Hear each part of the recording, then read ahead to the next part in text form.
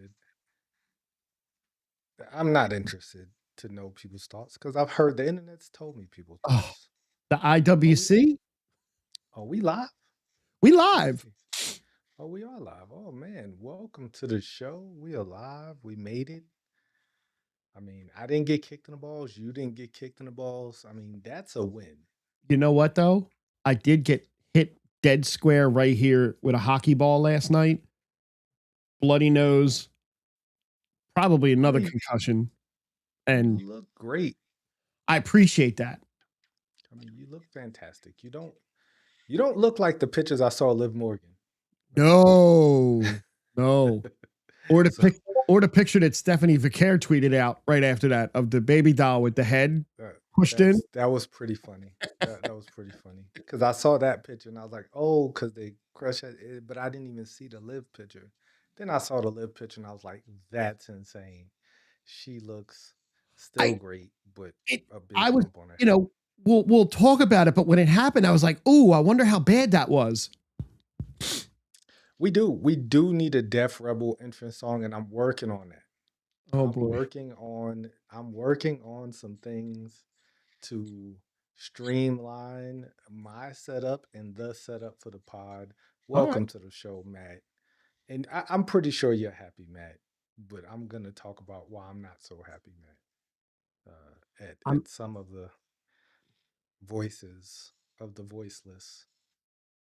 But let's get right into it, right? SmackDown opens up, and the soon to be 15-time champion Randy Orton came out there and said words.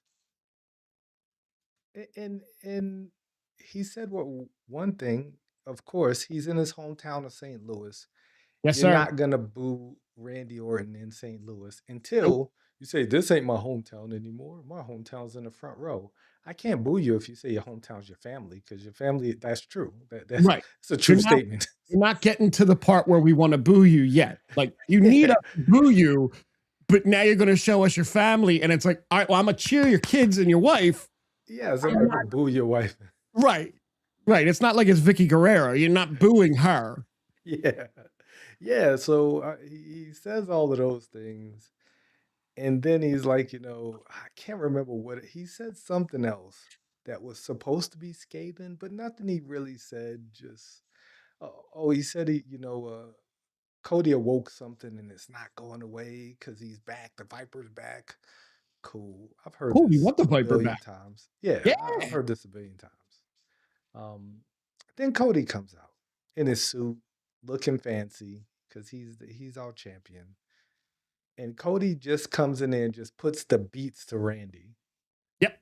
And everybody's booing Cody because Yep. Cody is gonna get booed out of the building at WrestleMania. I don't care who's in Randy's corner. No. Cody's gonna get booed out of the building at WrestleMania. Yep. And as Cody's beating him up, a dude jumped in the ring, and I'll be totally honest.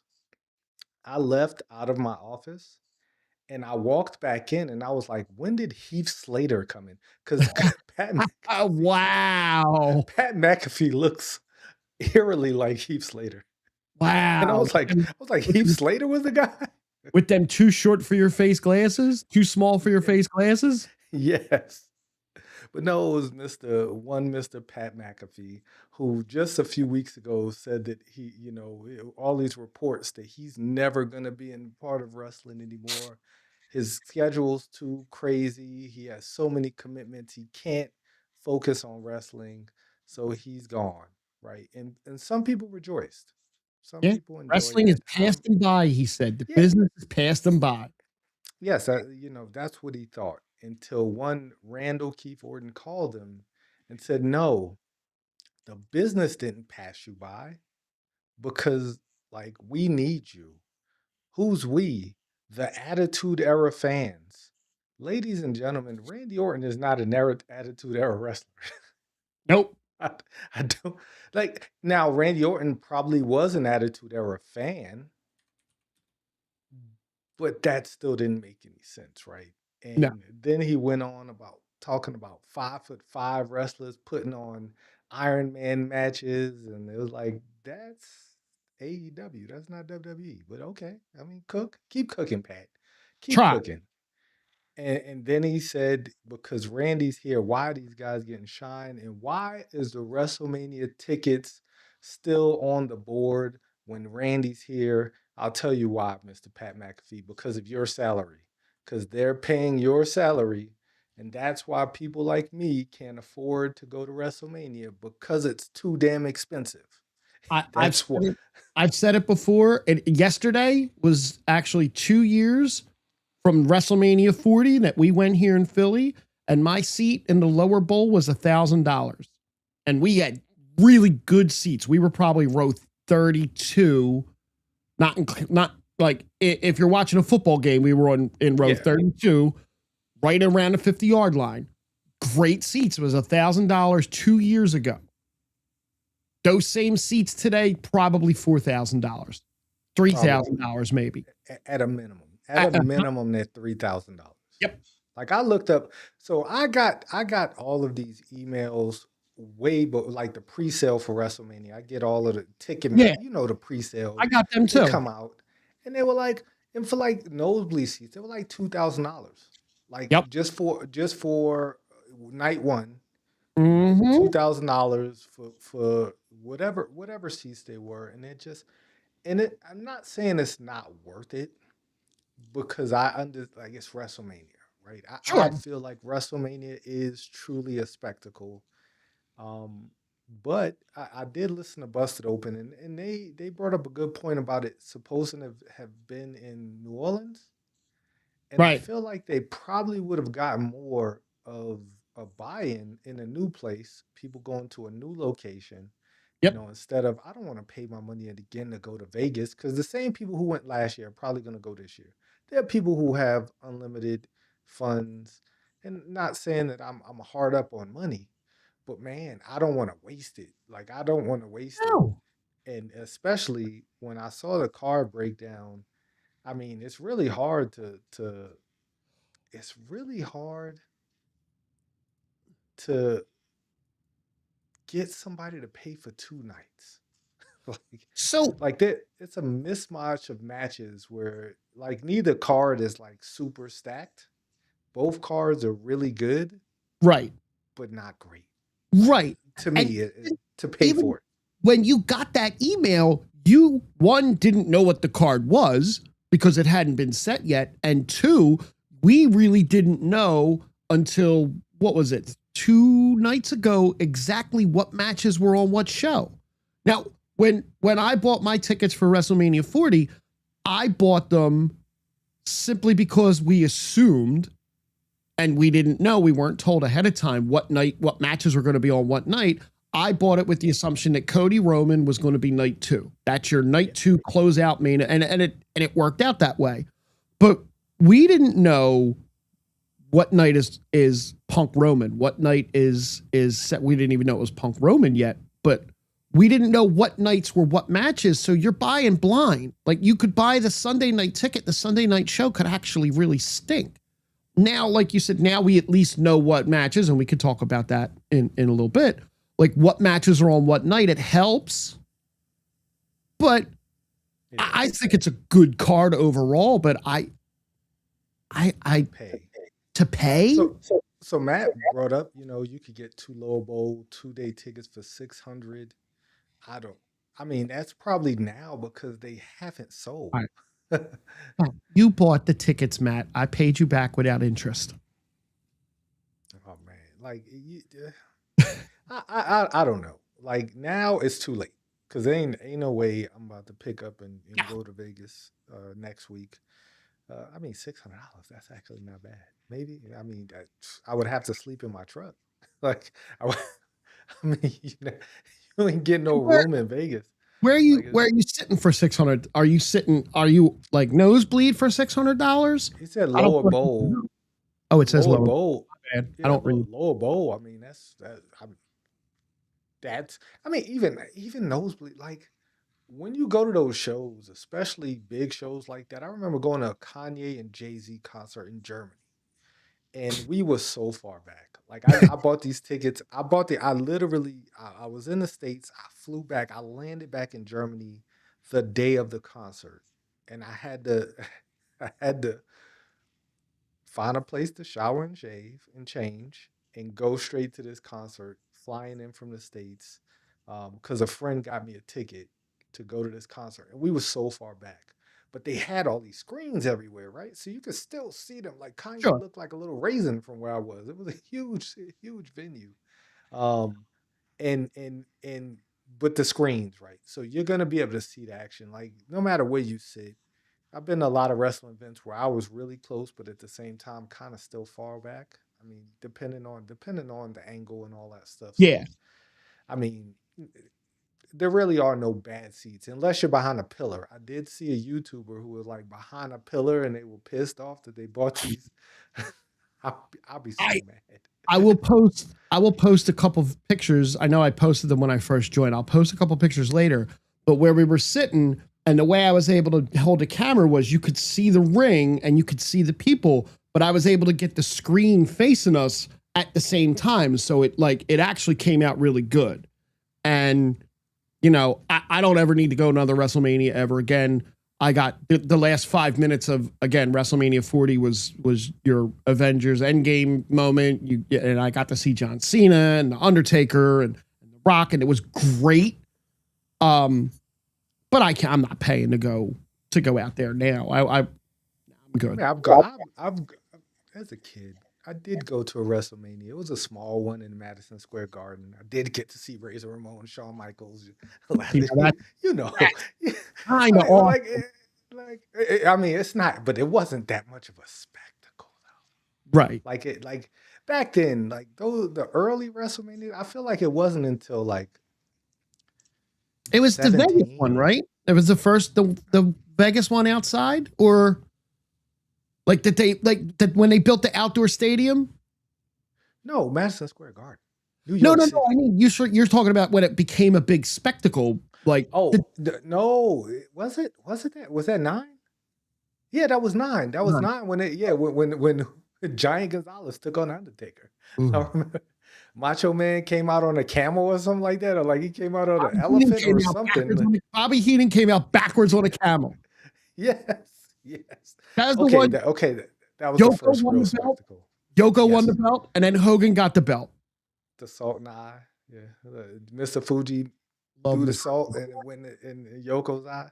Good times, but I have been to a WrestleMania, Oh, maybe, you know, but I was a kid. Like it'd be different going as an adult and like having money. So I went there, didn't have no money. Like like you go there, you yeah. can't eat nothing because I couldn't No, afford.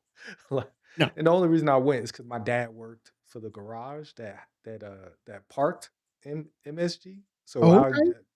had a pretty good childhood when it came to sporting events at MSG because we got That free tickets. I would like to talk about that sometime. Maybe I would one love to day. hear Yeah, about some of that. yeah. I did get to see MJ a few times at the Garden, but Oh, I digress. I yeah. digress.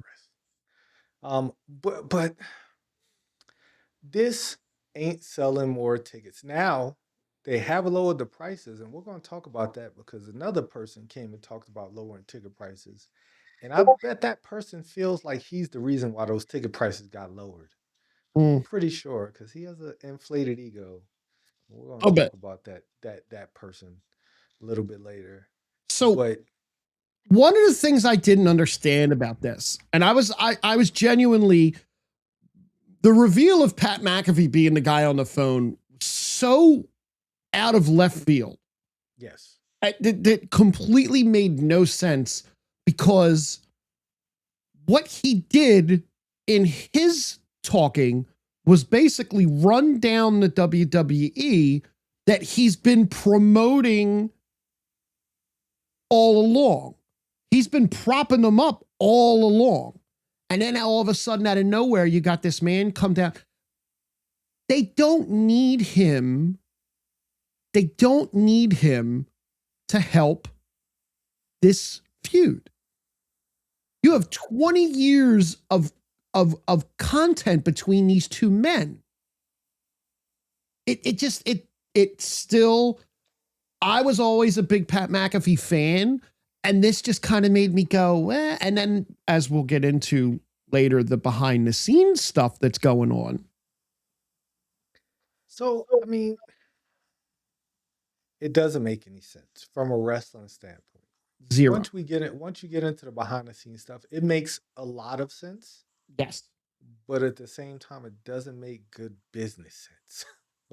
like, like, at the end of the day, like I understand all of the politics behind it. I understand Ariel Emmanuel something. Yeah. Ari Emanuel. Ari Yeah. Emanuel, the owner of TKO, the manager of He's that guy must be rich. How is he's he still an he's one agent of the in so he's one of the board guys. okay, He's he's one of the board members Pat's of TKO. agent, and God, that guy's rich.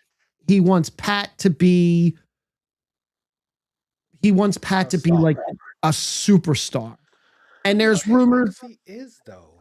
right? He is. And He absolutely is, and I agree with you, Matt. He absolutely his involvement in this match doesn't make any sense at all in their storyline. It's not helping any of the wrestling story move forward at all. I mean, I don't know.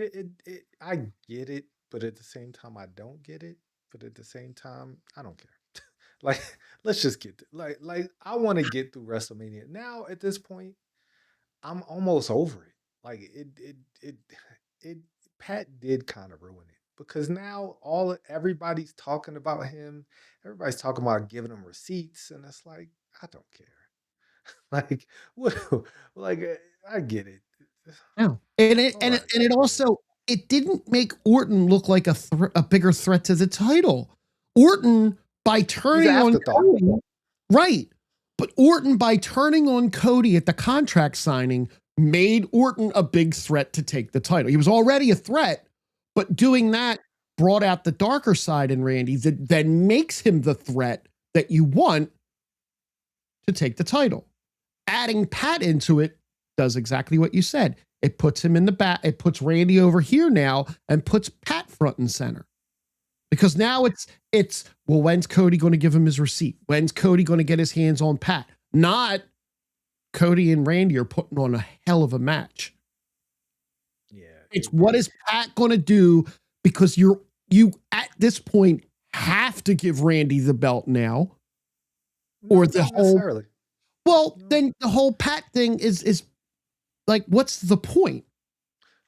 The point is to get people to watch it and then watch Pat get his comeuppance. So now with Pat getting involved, now I think Cody's gonna win.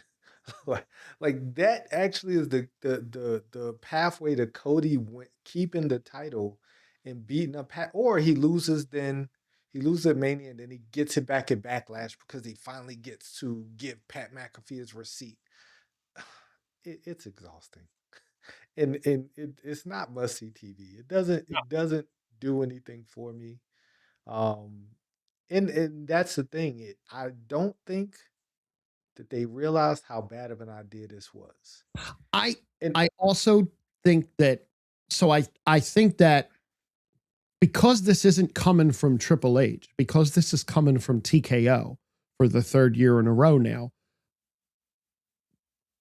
Triple H knows it's a bad idea, but he's kind of pigeonholed where he has to do this because his boss is telling him.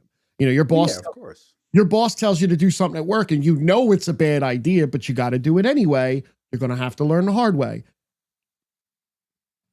You know what? While we're talking about bosses telling people what to do, I'm sorry, Road Dog.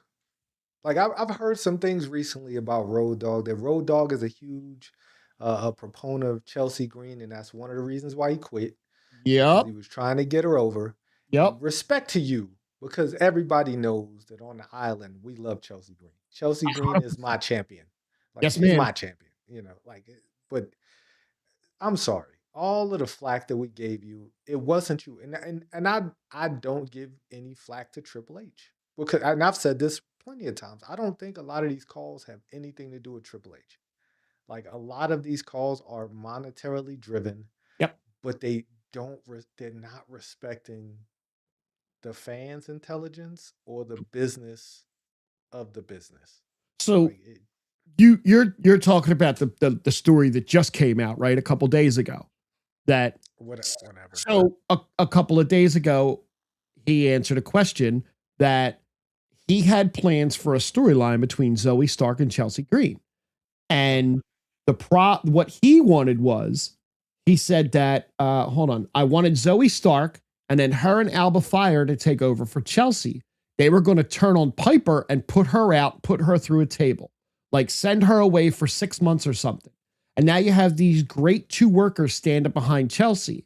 And then you have them realize this dingbat, hey, you turn on her, Piper comes back, they have a tag, and then you go into a singles thing with Chelsea and Zoe. You repackage Piper and push her higher up the card. There's nothing wrong with that. That's all good stuff. And they don't see the potential in Piper or Chelsea. And those are two people I love. Like, I love Piper. Get well soon, Piper. Like, I'm a big Piper Niven fan. Like, I see so much untapped potential outside of the suit. We got to get rid of wrestling in the suit. Like, we got to get rid of that. But man, like, there's so much. But she's such a great worker. Like, she's so, for a big woman. Like, and yeah, this ain't an insult. I'm not trying to call her like it. Like, she wrestles big, like what people want Nia Jax to wrestle like big, safe, but dominant. She could be that person, and they just won't let her be, right? Yeah. And I mean, that's just me. That's me fanboy because I like her as a character. I feel the same. But there was more SmackDown. There had to be more SmackDown. There was more. I mean, because it was bookend by this angle. Uh, what else happened other than there was Jelly Roll on this show, wasn't it? Well, we had Michin versus Rhea. Cool. You know what? I like this new Michin. I like the look. I like the attitude. She still can't talk, but we work in progress.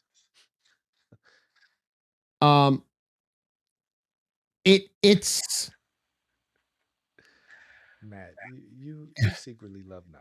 I get it. You can tell us. This is a safe space. This is the trust tree. You can tell us. Michin can wrestle. She can. She put on good matches. And I do like this new look, and I like the new edge that she has. And same with BFAB, it works. And it took what? This is the second or third beatdown Rhea got before Io came out and finally made the save. Solid match. Even better match on Monday night. Like she can go. She just need there's something missing. Like, just like with Julia, great wrestler. Something's missing. Like, what? Like, I don't know what that is, but something is missing. The storyline to get her truly over needs to happen. Like, a string of wins, a run, like go on a run and get people behind her. So that happened. Danhausen, of course, showed up at some point. Danhausen shows up. Then we had the Uncle Howdy versus Tama Tonga, which actually finally moved this story a little bit further ahead. This 6-month never-ending lantern, I thought this was leading up to a blow-off WrestleMania match. I'm assuming, because you guys put in the chat earlier about all of the people who are not on WrestleMania. That's all SmackDown people, for the most part. I want to say it's like 90% SmackDown, so that's, I'm assuming, leading us to the SmackDown before Mania. We're going to get, like, all of them going to have, big matches.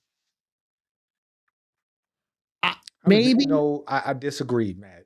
There is one jobber who's always been better than Michin. His name is the Brooklyn Brawler. His name is the Brooklyn Brawler. Yes, sir. So if the lantern had given Solo some kind of edge at any point, I would understand the drama behind it. Like, the urn gave the Undertaker an edge. That was his thing.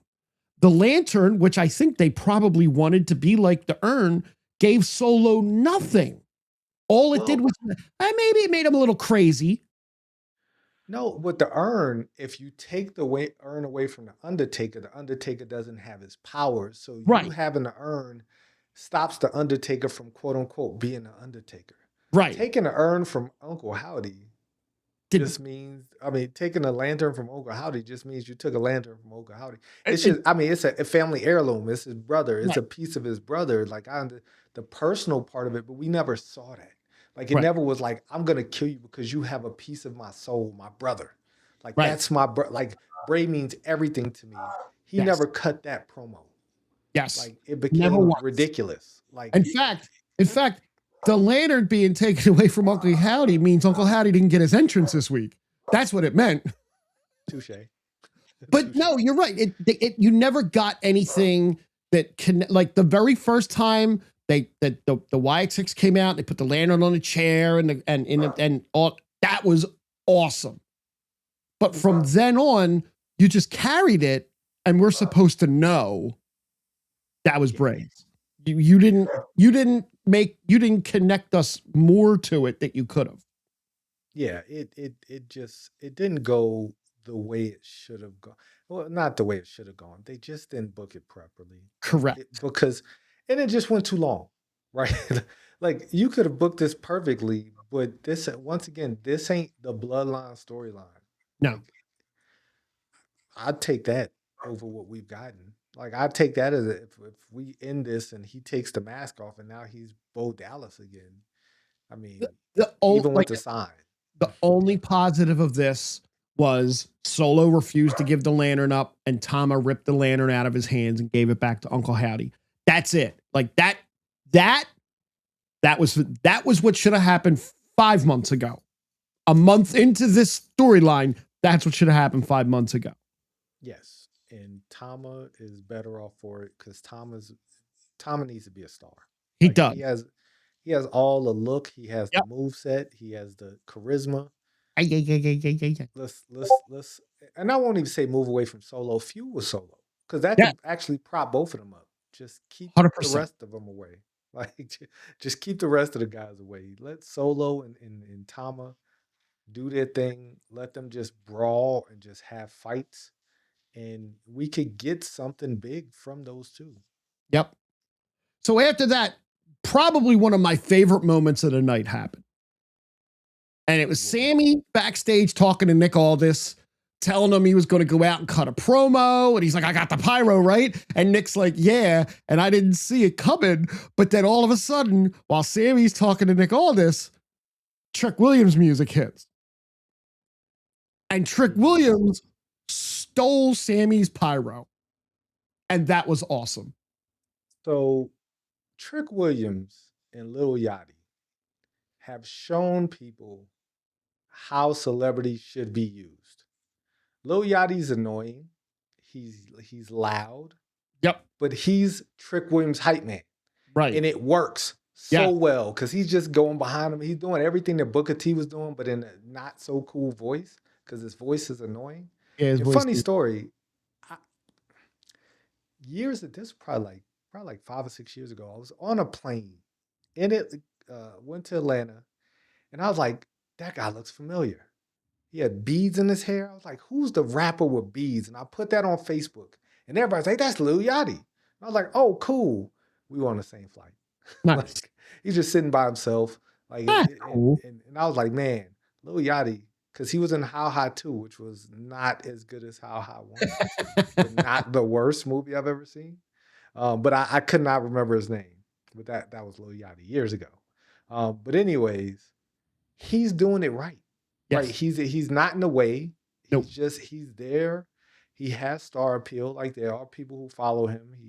But he's not overshadowing the whole thing.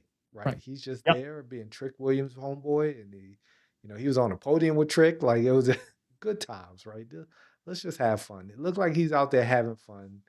And at the behest of Sami Zayn, who really did run Trick down in that promo though. Like that was a good promo by Sammy on your best day. You could do all this pomp and circumstance stuff. When that bell rings, I'm better than you. I love that. Like that's the talk I like. I like that Sami Zayn. Like I don't like whiny Sami Zayn. It is whiny Zayn. And if you notice, Sami Zayn is 2 weeks free now of killing water bottles. So Sammy is stepping his game up. Yeah, he's back. He's back to being that guy, Um, yeah, it was a good segment. Yes. The pyro was hilarious. Like Great. he was like, I know Sammy's supposed to have pyro, but let's just get it going. And it was a lot of pyro too. It was a lot Like of pyro. the championship pyro. Everybody when they win the championship, they get the big pyro. You know why? Because Cody didn't get his pyro tonight, so they had extra pyro to use, right? They had to have. They That was had. great, man. Like, So Carmelo Hayes showed up he did. and Had me excited. and he got a rematch with Sammy, and then Sammy clothesline trick over the top rope. Okay. Carmelo Hayes and getting a rematch with Sammy, I was like, oh man, that's how we get him out of WrestleMania. That made me sad because I knew Melo was going to lose that match. Yep.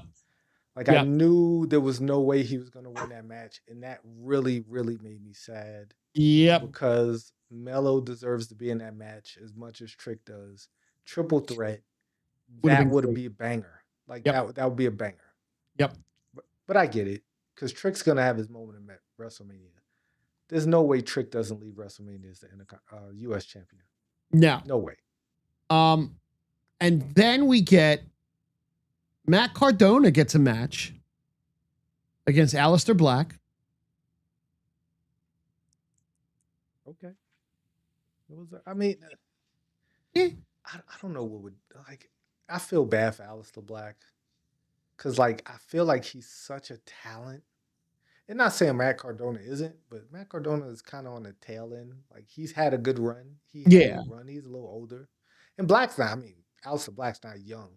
No, like he's older too. But he did a lot in AEW, and he's with his wife now, and he's collecting probably a nice check. And him and Cardona are probably going to go on a little run of matches, and that's good for both of them to get some TV time. That's cool. Black won. He did. Little chicanery, but I mean, a little bit. And then, we had R-Truth backstage with Johnny Gargano and Candice. I think I missed that. I did not see that.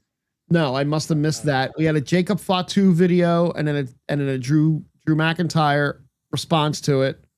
That's going to be a match. That's going to be a hell of a match. That is going to be a match. That's top 3 matches a weekend. It might be. And then we had a female tag match, Bayley and Lyra versus Alexa and Charlotte. And I mean, it wasn't a bad match. No. I don't remember anything about this match. It was a clean win for Bliss and Flair. Clean pin. No shenanigans during the match. Yeah, after the match, of course. After the match, the champ showed up and took out all 4 women. I would say my man Lash. Lash is Lash is looking better. Naya's there. Naya is really guiding Lash to be the best she can be. And I think she's going to come out of this as the biggest threat to Bianca Belair. Okay. Bianca Belair, by the time, like this time next year, we might be prepping for a Lash Bianca match. I would love that. Would love that. So prior to the match that's about to happen, we had a backstage segment with Truth and Damian, or not Truth and Damian, where R-Truth got them a match because Asuka's running around cursing people. Yeah, who's the little girl with the face paint on? The little girl with the face paint. Asuka's running around, and Damian didn't totally break during He didn't that time. I would have. I broke. I would have. I was done. What's up, Brandon? Thank you for stopping by. What's going on, Brandon? So hilarious. So Truth got them a match against Kit Wilson and The Miz. And Truth said it's okay. We're going to win because Asuka cursed them. He's not wrong. He's not wrong. I mean, I'd much rather Danhausen curse me than Oscar curse me, because I feel like if Oscar curse me, there's a lot more physical pain that's going to come with that. So did you watch the match? Did you get to see this match? No. Okay. I did. It was on. The highlights at the end, right? No. Where so R-Truth in the ring and the Miz was down. Danhausen comes out, jumps up on the side where the Miz was, and held his hand out to be tugged in. And Truth does the looking back and forth and looking, and then does the hot tag jump and hits his hand. Danhausen comes in. I did not see that. Danhausen comes in, and the Miz is yelling at him to get out of the ring. Gets him ready to put him in for the skull crusher finale. The lights went out. Came back on, and Danhausen's running to the back because he disappeared again. Okay, I did see. I saw that part. I do remember the lights going out, and I thought that was after the match. That's funny. So, the Miz had Truth pinned, had him down. One was that when the ref couldn't get his arm down. The ref was like, yeah. Cursed by accident. Yes, the ref got cursed by accident. The ref couldn't count to 3 with his good arm. Yes. Priest came I remember in, it now. Priest came in, got the pin, so the ref decided I'll switch arms and count with this hand. 1, 2, 3, champs win. They're comedy champs right now, and that's fine. I remember that now. The whole thing was done perfect. Yes. Perfect. For tag team champs that probably are, I don't think they're wrestling at WrestleMania, are they? I don't think they're not. Yeah, they're not. That's fine. That was everybody selling the curse is great. And I heard somebody on one of the radio shows say that they should have like they should get a whole bunch of people cursed in one match and have a curse all, like whoever wins the match gets uncursed. Like that. That's goofy. But I mean, I'm with it. I'm right. I'll watch anything. If you sell it right, I'll watch it. The Miz might be one of the best sellers of all time. He does everything so good. That man is getting paid an absorbent amount of money. Yep. He has so many different other ventures, and then he gets to go home to Maurice every night. Every night. The guy's blessed, man. He don't need to be world champion. He's already a champion. He's my champion. So then we get the final match of the night is Sami Zayn versus Carmelo Hayes. Right. Sami Zayn wins under nefarious conditions. Why would he not? Because now, I mean, there are a lot of people, like, one, I don't understand where the Sammy Hogan thing came from. Because he's lost so much more than he's won in the WWE. He's lost. He's lost. He's had years of losing, like literally a whole calendar year of just losing every match. And then he goes on a run and everybody complains about it. But like those two can't put on a bad match. And no, it was a really good match. Great match. Like the last two, not as good as the last one. I felt like the last one was impeccable where Sammy won the championship, but this was a really good follow-up match. I just feel bad that Melo's not, like, Melo should be in that. He's so good. He also sells really good. He sells that knee injury every match. That knee must be bone on bone at this point, the way he's selling that knee. Yes. Every time it does a move, it comes up limping. Like, bro, go to rehab. Like, do something. So before the Carmelo Hayes match, while Kit Wilson was still in the ring, Cody comes down to the ring, takes out Kit Wilson, and then cuts an answer back promo to Pat McAfee's first promo. Right? I was so confused. I was totally confused. Cody came down and basically answered back Pat McAfee in a very angry, was a really good Cody promo. When that lisp is going, Cody's on fire. And he told everybody who represents Pat McAfee to kiss his ass. He's taking shots at all the board members, right? So the whole entire wrestling community is completely confused at this point at what in the F is going on, including myself. I had no clue what any of this was going on. Like, why all of a sudden? I don't know why. And it just because before we started this, I went back and I watched the Randy and McAfee promo. Mm-hmm. I did not watch the Cody promo again. I watched that twice on Friday. Okay. I did go back to listen to Cody saying words because everyone, oh, that was great. It, Cool. it He was was one of angry. his I get it. better. It was one of his better. But go ahead. He- Eh, When was the WWE at its quote unquote peak? When was that? I Like quote guess unquote peak. I guess the Attitude Era And is that everybody revisionist history is the Attitude Era was the peak, right? The Attitude Era was the greatest era. Oh my gosh, it's because it's what we know. Just like how Michael Jordan is the greatest basketball player. Everybody, like there were players who played before Michael Jordan who Mhm. was the greatest, right? Kareem Abdul-Jabbar. There were people who said nobody would ever touch him. He's the greatest scorer in him. He had the greatest move. He was the greatest, right? And now those people growing up watching him. There Right. are people now who say LeBron James is the greatest, right?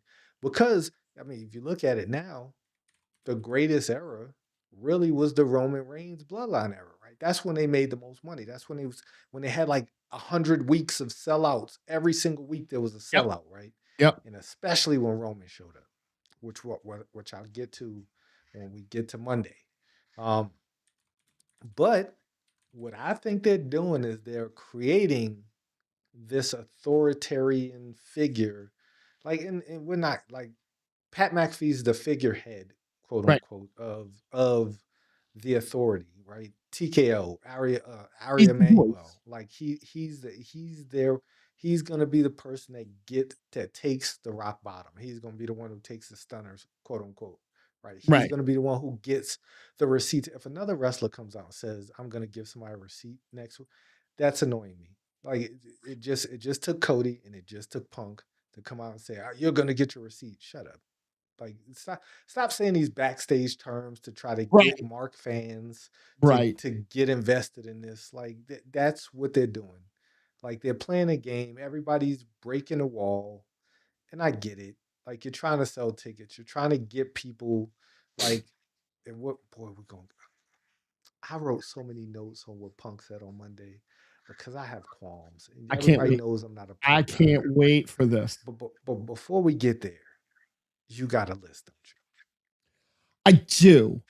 And it's just a quick little list. I did it. I did a Google AI search for this just to kind of quick, since the Pat McAfee reveal was an awful reveal. I still say I got the top 6 worst storyline reveals ever in WWE according to this. And didn't chat GPT it. I Gemini AI'd it. Different There's AI. only there's only one answer. There's only one number one, and I We'll can't wait to see it. see if it goes there. At number 6, we have 1990 WCW The Black Scorpion. Um, What the hell is that? the I don't Black even remember that. Scorpion. This says, while technically WCW, this is too legendary to admit, a masked man called himself the Black Scorpion, haunting Sting, claiming to be from his past and performing magic tricks. The reveal was Ric Flair was the Black Scorpion.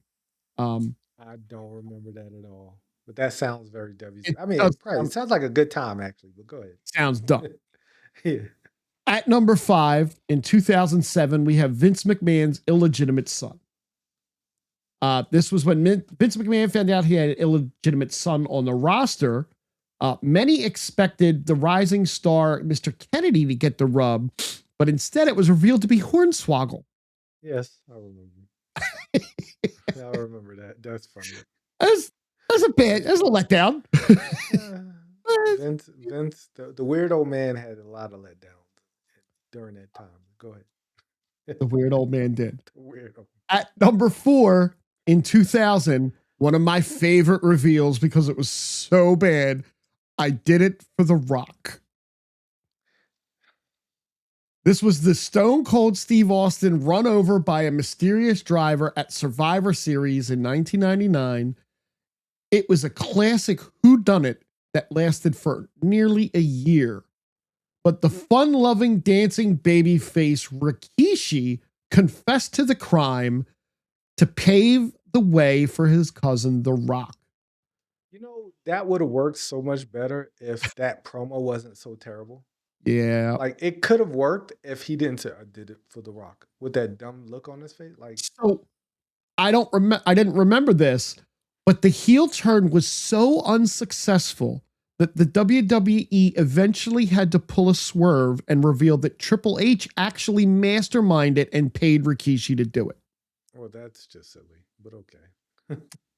Number 3 is probably the one that you expect to be number 1. This is from 1990, Gobbledygooker.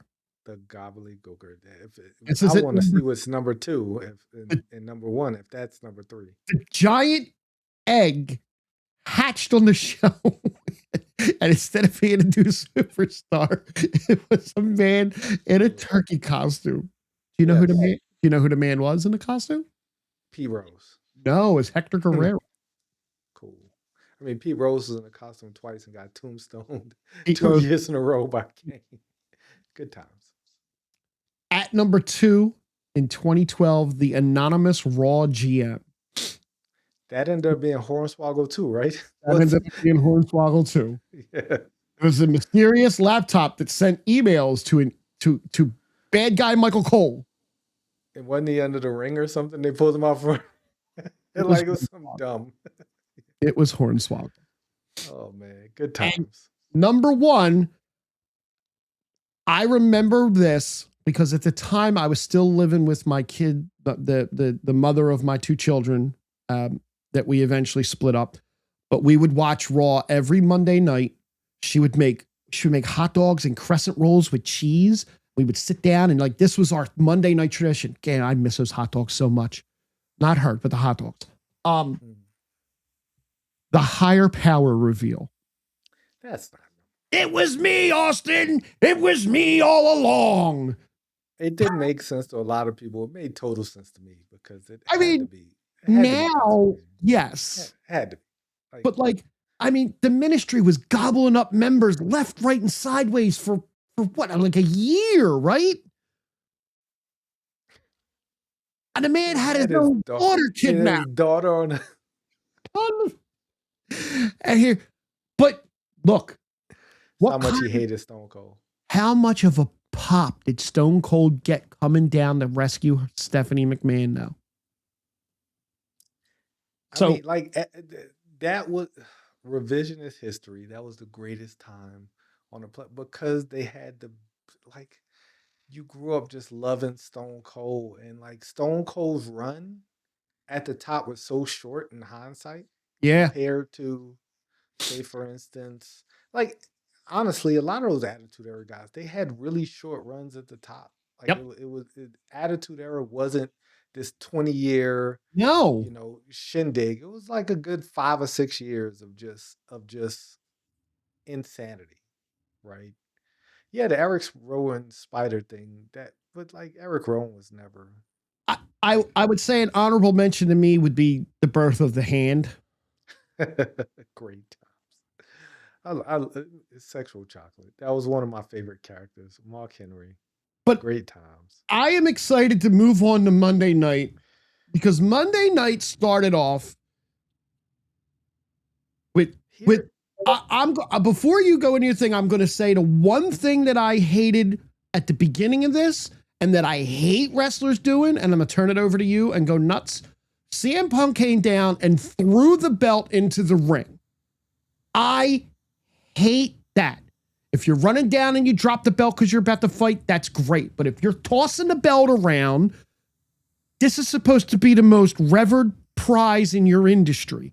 You don't just toss the belt into the ring. Like that right there, strike 1, strike 2, and strike 3, just for that. I respect that.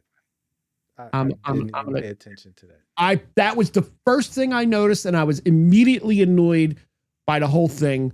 And I'll speak my words on it after you go through your So, notes. so just before I begin, what is a pipe bomb? What is a pipe bomb to you, to the chat, to everybody? What constitutes a pipe bomb?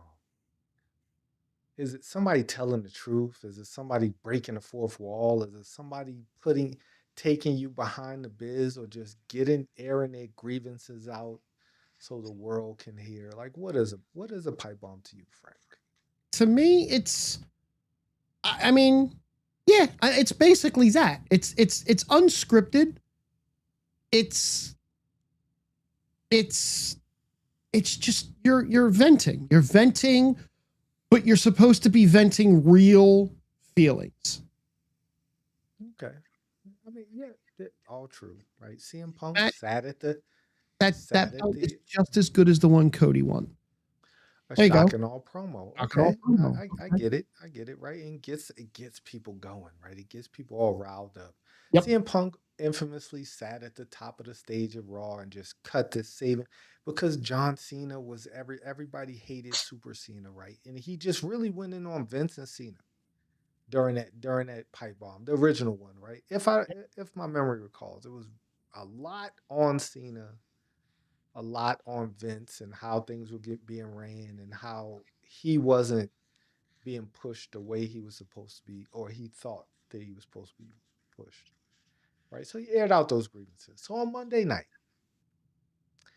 Michael Cole opened up the show. Here we are on Raw. We're gonna have CM Punk. Here's CM Punk showing up to the arena. We're gonna hear from him later. Oh no, CM Punk's going to the ring.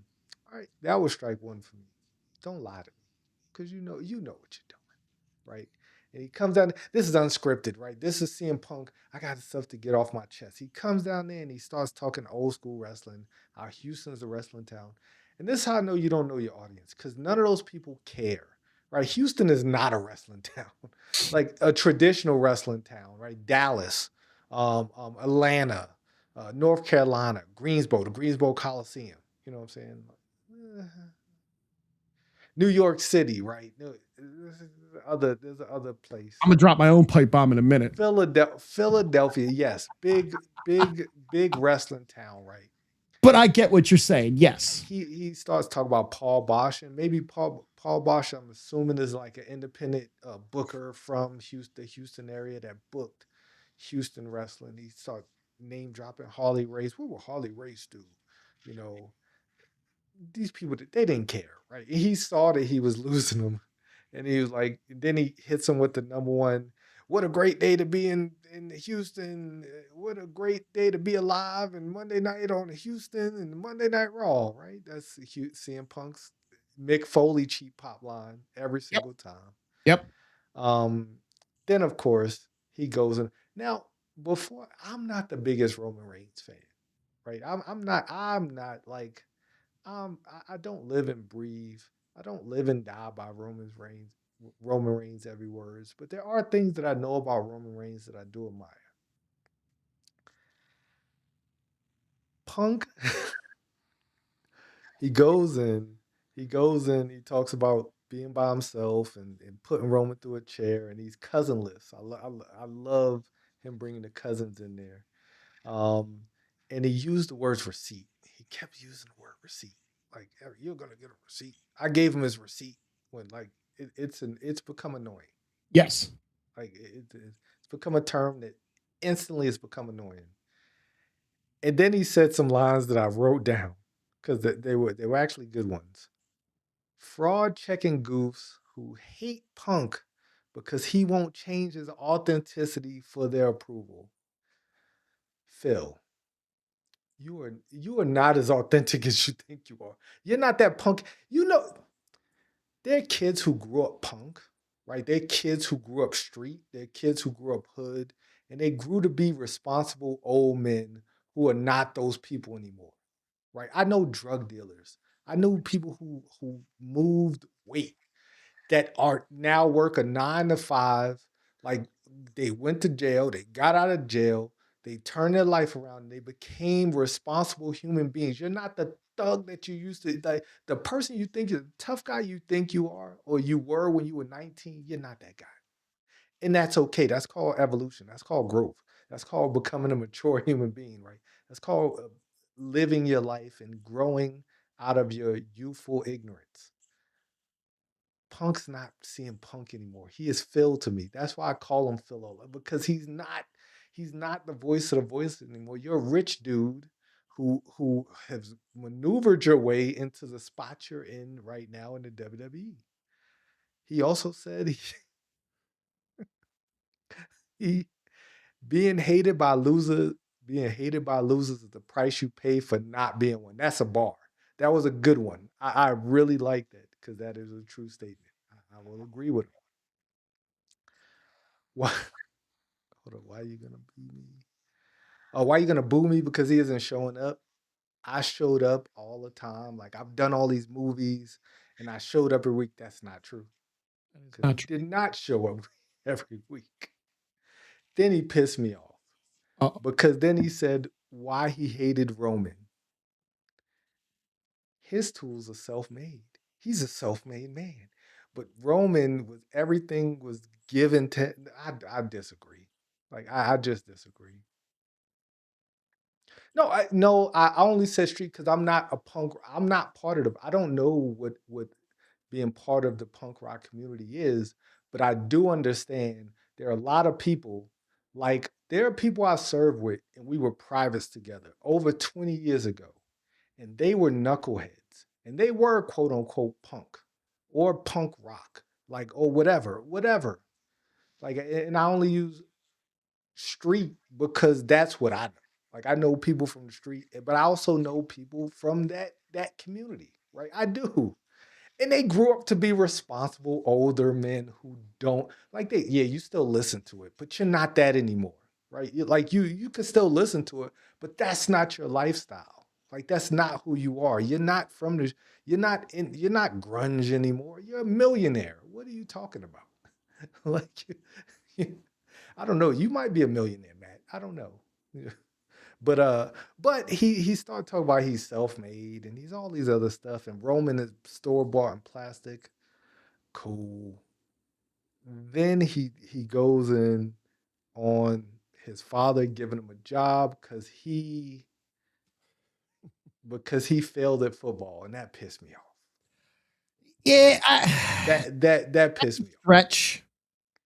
A huge stretch. It's a Because huge the stretch. world knows why Roman didn't he couldn't continue playing football because he had leukemia. The the he, like he had leukemia. I mean, Like saying he failed at football. Like like I get it. That's a promo. It's a promo. But right. like if you're gonna tell the truth, because of course now Roman is gonna cook him for getting beat up 15 times in the UFC because he left. He took his ball because he As had a he weird should. old man Right. who disliked him and treated him like a dog, like he said. And he took his ball. He made a lot of money and he left. And he left and he got beat up and he came running back. Who did you come running back to? You came running back to the Fed, right? And just a lot of the stuff he said, I get it. Maybe 20 years ago it would have stung a lot more, but like no, he no. No, he couldn't pass a physical because he had leukemia. That's when he found out he had leukemia. Was because he couldn't pass a physical. That's why he had to give up football. Yep. If The you knee Google thing was the rock. Roman The Reigns knee, stopped playing football primarily due to being diagnosed with leukemia in 2007 during his rookie physical with the Minnesota Vikings. yes, but that's why he couldn't play football. He didn't suck it. I mean, he wasn't great. Like he wasn't, you know, Tony Gonzalez. Like, but I mean, he was a solid football player. He could not play football because he had leukemia. I'm surprised they let him wrestle. Like that's the crazy. Yeah. Like that's the thing. That's the biggest thing. Like we talk about Roman not being there every day, not being there every week. Like the things that put it all in perspective. I mean, when he went away, bro, he could have never came back, and we would have never gotten some of the best wrestling that we got when we got it. One of the best storylines that we got when we got it. But Right there. you also know that they're definitely using this. Of course. They're using this to get their feud over because it was kind of stagnating a little bit. Stagnant is Yeah. an understatement.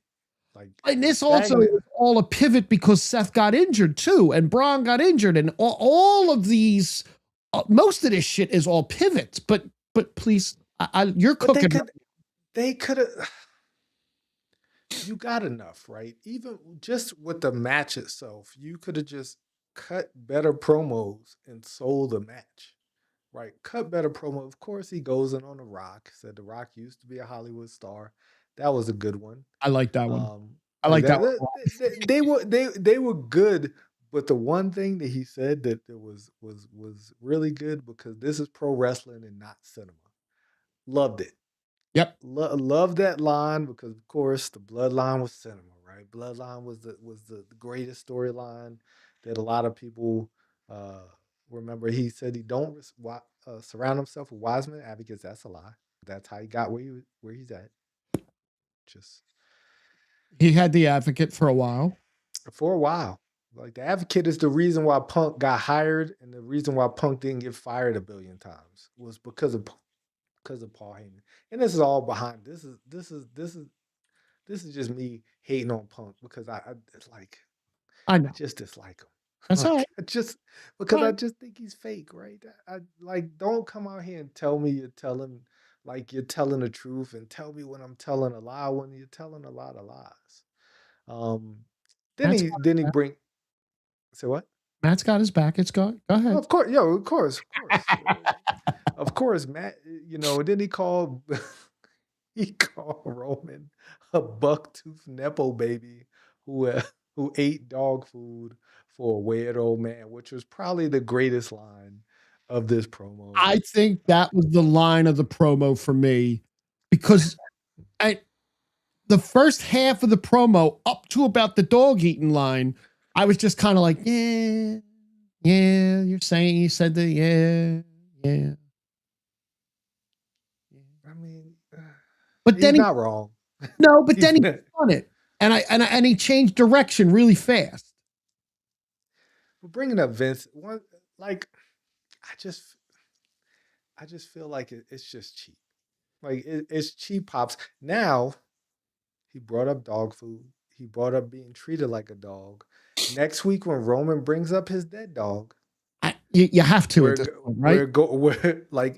Next week when he does, the crowd is gonna go crazy, because you opened up the door. Like, if you want to cut, quote unquote pipe bombs, be prepared for Roman to now ether you, because he's going to. Like, he's gonna ether him. Then he called out Pat McAfee. And this is where I know that you're not Punk anymore, CM, Phil, whatever you want to call yourself, because he spun the end of this to sell tickets. You ripped the company, right? You brained up Pat McAfee, and you tell your agent to lower the ticket prices. That's cool if he would have left it there. But what did he do after that? Lower the ticket prices so all of these families in Houston could go buy tickets to come to WrestleMania. And you're shilling. Like, now you're shilling. I get it. And that's when the whole promo broke down for me. Because you said all of that to try to sell more tickets, to get Ari Emanuel and Pat McAfee more money in their pockets. And I respect it. And there's nothing wrong with being corporate. I'm not knocking anybody from being corporate, but don't say you're not when we know you are, right? Don't portray like, I'm cutting this pipe. You give me a pipe bomb, I'm gonna give you a pipe bomb. You're saying things that are gonna get people talking. When he said the Rock line, the whole crowd went crazy. Oh yeah, cool. You say things to kind of zing people, but you're not really who you say you are. Like, I get it, because most older people aren't. So for me, I thought the first half of his promo, like I said, was a little like, you're pandering to the crowd a lot. The second half of his promo, I really liked. up until the end with all these families can go. I thought that without that part of it, it was good. And it was directed at TKO. And it is literally what everybody is thinking. Lower the ticket prices. Yes, they have slightly lowered some prices and apparently are going to lower some more, but they're probably going to lower the prices in the softer markets. Like when you come to New York, when you come to Philly, and when you go to Greensboro, they're hot markets that are going to still sell at a high price because you can get away with it. But when you go to a Seattle, a softer market that isn't selling out, you're going to lower your prices for them. And now you're going to go, look at what we did. We lowered our prices. Now families can come see us. Right. Which is the like, that's ideal. Now, just WrestleMania ain't for families. Let's just get that out the way. Especially not in Vegas. Yeah, WrestleMania is not for families. WrestleMania is for the bros to go out and have a great time. I mean, you can bring, but they don't even book the matches. Like this is not a family friendly booking of these matches. Like it's that's just, why they have that's why you have Fan Fest. yes, exactly. They have that usually. They usually have one in New York, but they have one. They have one like I mean, they had Vegas one for WrestleMania weekend, but I think so. I think that after all this has gone down, and then you start to read the stuff that comes out, and it's okay. McAfee went out because Ari Emanuel pushed him out. Triple H threw Cody out there with some bullet points to answer that back. Monday night, CM Punk was given some bullet points, but word it how you want to word it. Hit these points from. Are you lining up? Part of it's real, part of it's not real. That's what wrestling is. Yeah. They're tugging you in different directions, and that's what they're supposed to do. And we're talking about it, which is what they want, because we know you're watching, guys. Of course. Are they lining up to get, like you said, Pat can be the voice of the authority and take all of the receipts that they mentioned, because CM Punk also promised him a receipt. Yes. And then you're going to get maybe the authority storyline again. But I read something else that said that they can bring KO back, who was against the authority, to side with Punk and Cody as a face of the company. We're here for the wrestler. We're here for you guys. We're supporting you. We want you to be able to afford ticket prices. I mean, they've taken stuff like that before and worked them into stories. Okay. If you can keep me invested in it, cool. I'm okay with that. I think Pat is the guy. Pat has too many hats. Right. He's not going to be there all the time. And right message, wrong messenger. That was the thing that I saw the most out of all the Reactor guys, the Sandy Zaps, and all of the Mr. Teshik and all the guys that do the reactions. Mm-hmm. Right message, wrong messenger. Yeah.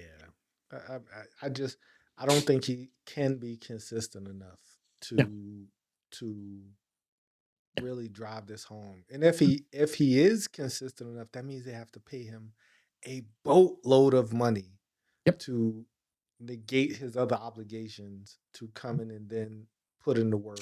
Two other little things that I read about this before we move on to the actual show is, one, he didn't want to do it.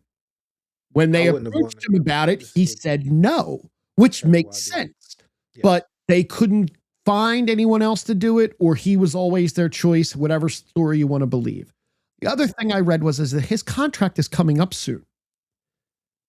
Ari wants him on Netflix because they're so tightly wound with Netflix and Raw right now that they want to move him to Netflix. And I was talking to a friend of mine about this who said that that's an absolutely awful idea, because all of his contacts are ESPN contacts. All of his guests and the people he brings on his show are through the ESPN network, right? But Not you're also necessarily. you're also yeah, maybe Netflix can offer him a boatload more money, but is his viewership going to expand on Netflix or is it going to shrink? I don't want to pay for Netflix anymore. It's going up again. Well, Netflix. So Netflix is podcasting now, right? You got That's what they Joe and want him to Jada, do. Breakfast Club, like all of these big but like a lot of those people are complaining because Netflix is not bringing them new subscribers. It's not Right. bringing them new viewers. Going to Netflix is not a bigger move than staying on ESPN. That I'll, actually would be where they send right. Pat to get buried. Because I will be honest with you. If we weren't doing this together, I wouldn't watch. I would have canceled Netflix at this point because I really only use Netflix for wrestling now. I really don't watch anything else on Netflix. I watch it. If it wasn't for this, I would cut that $20 a month out that I'm paying for Netflix because I don't need it. I get Netflix through T-Mobile. I get it through T-Mobile, but I pay more so I can get it in 4K because, you know, Touche. but it goes up every couple of months. Everything goes up. Oh yeah, I miss cable. the world. I never thought I'd say that. I miss cable. You don't, because cable is just expensive. It is. I still have cable, but it's I turned Hulu back on, and I even have a box that gets me all that for free. I turned my Hulu account back on because there were certain shows I couldn't get even on the box. It was taking days and days and days for them to show up. And the box is legal. So, but we did have a show. We did. Unless you have more notes that. No, I mean, I don't know. Like, it was a good promo. It just, it once again, right message, wrong messenger for me. Yep. Like, if KO came out there and gave that promo, 10 out of 10. Fire. Like, coming from Punk, I don't believe him. I like the 20 reason years why, ago. right? That's why they gave it to him. He is very good on the mic. He's great on the mic. Great, but I could tell the stuff that they told him to say. Yes, as opposed to the stuff that he made up himself. Like you could tell. Like it was apparent. I think the Nepo baby was all him. Oh yeah, like and that was a singer. But this reeks of desperation. Like everything they're doing right now just seems so desperate to sell 5,000 more tickets. Like, I mean, once again, I'm not part of the board. Like, it doesn't matter to me, one way or another, whether they sell out or not. I'm still gonna enjoy the show. But man, we're on a slippery slope now. Like this is a weird place that the WWE is in right now, and they're not putting themselves in a better place. They're boxing themselves into a corner, and AEW has a really good opportunity to do something special in 2027, kind of like WCW did when they took over the Monday Night Wars, right? AEW could really crack this market, like the US market, and push the WWE not out, because nobody, like, I feel like they're gonna be around forever, but they Right. could really become 1A, 1B instead of being like a distant number two that they are right now, right? They really could uh, just do something, because next year, if we think this year is bad, ladies and gentlemen, they're going to Saudi Arabia next year. That is whole different can of worms, man. See what happened. Like it is boy. Nobody's gonna fly. Now it's gonna be sold out. That's the thing. Saudi Arabia is gonna sell out. If they still have it there, it's still kind of like they're monitoring situations. I don't, It's gonna be there. It is gonna be there. It is gonna be there, and it's gonna be problematic, and it's gonna sell out. The show's gonna sell out, but the amount of people who are gonna watch, the amount of love it's gonna get, the amount of goodwill that it's gonna bring remains to be seen. But like you said, they still can't get a trip to Oliver. But I mean, we'll be there next year. I mean, we won't be there physically, but Oh, we're going to be covering it. oh, I You was, know, I was, I was hoping you had connections. I do actually. I I actually do. mean, I actually do have some mm, connections that could get me there and get me in. I But mean, hey, I'm not. I'm no, if it's one thing I'm not going to do is fly over there for any reason at this point. I don't blame you. But yeah, I mean, this is a weird time for them, and they really have to course correct all of this ill will. Pat McAfee's not helping. All of these pipe bombs are not helping. Ripping TKO is not helping. As much as they think it is, it's not helping. Um it's just, oh, you're talking about AEW, right? You know, maybe we move the Right. show to a different day so we could cover AEW just for you, man. Maybe not. I don't Maybe know. Maybe. But I mean, there was the rest of the show. I'm not gonna spend the whole another 30 minutes ripping Phil. It that's was a fair. good promo. It was. Um, but there's just a lot of it exposed a lot of the glaring issues within WWE, uh, within his words, within Cody's words, and it's not helping as much as they think it is. Like ripping TKO isn't gonna help the ticket sales. No, it's just a popular thing to rip your balls. Correct. And I respect it because I Sure, would love to rip my sure. I boss right now. I have no words. Um, so backstage after the long 13-minute promo, It was long. I Show Speed was looking for Danhausen, who he found.